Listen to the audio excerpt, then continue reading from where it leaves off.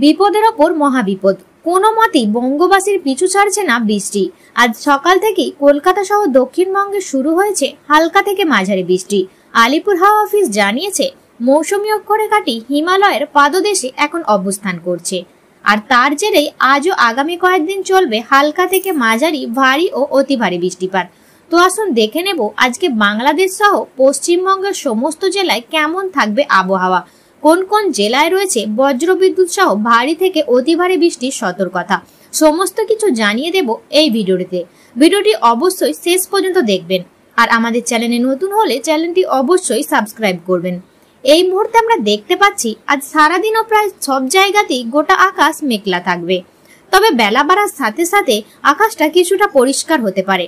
প্রথমেই আমরা দেখব পশ্চিমবঙ্গের জেলাগুলিতে কোথায় কেমন বৃষ্টি হতে পারে।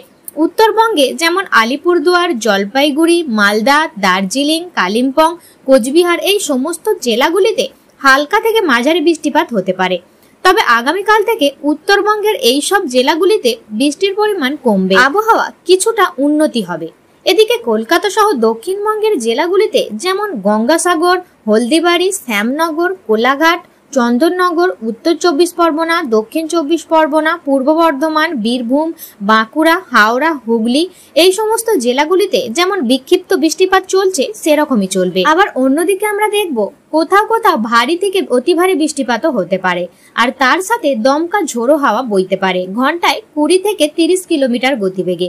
তবে আলিপুর হাওয়া অফিস জানাচ্ছে যে আগামী কাল থেকে আবহাওয়ার অনেকটাই পরিবর্তন হবে 4 এবং 9 তারিখ পর্যন্ত।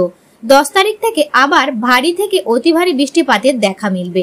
তবে এদিকে আরামবাগ, কতুলপুর, বিষ্ণুপুর, সোনামুখী, গুসকরা, বোলপুর, দুর্গাপুর, পান্ডুয়া, সিঙ্গুর, মশাট, জঙ্গলপাড়া, দশঘরা, শান্তিপুর এই সব জেলায় হালকা থেকে মাঝারি বৃষ্টিপাত হবে।